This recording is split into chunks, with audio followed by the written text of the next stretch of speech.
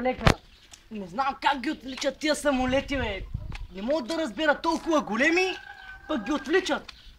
Ти си много просто, бе, колега. Те като излетят тези самолети, като излетят стават по-малки, бе. Нямаш ли хляб малко да дадеш?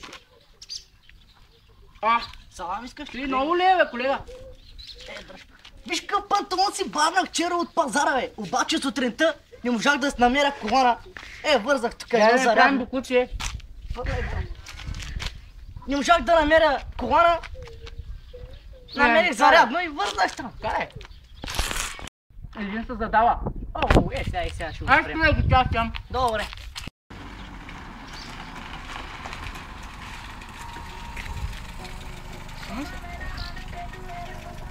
Добър ден!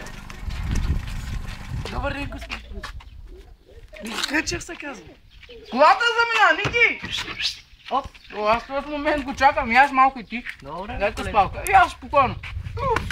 В този момент го чакам, ако знаеш кога го чакам в този момент, гледай. Всеки ден на работа идвам със стои. Сега задавам ти един въпрос. Ако ми говориш, пускам те да си ходиш по дяволите. Така. Защо възпираме с колегата? А. Минайте на червен светофар. Б. Пресякохте двойна непресечена линия. С. Забравили сте си документите в къщи. И Д. Шофирате в нетрезво състояние. Как е, колега? Така, имате 3 жокера, не ми се смее, бе. Не ми се смее, всяка ти свърти един акт. Имате 3 жокера. Видва тук ти, бе. Имате 3 жокера, ядосват има господин Ники Кънчев. Мама...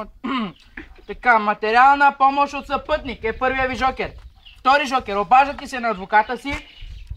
И последния ви жокер 50 на 50, само не си мислите, че това е намаление.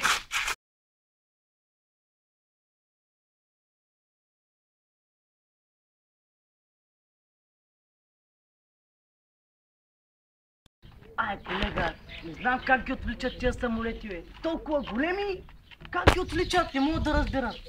Синко, имаш още много стаж да трупаш. Те самолети като излетят стават малки, бе. Ампили. Колега, виж какъв панталон си барнах, бе. Ти зарядното на лицето ли е? Да, бе, човек. Чай, ти ни се чуди палката. Ще му... Този капниш.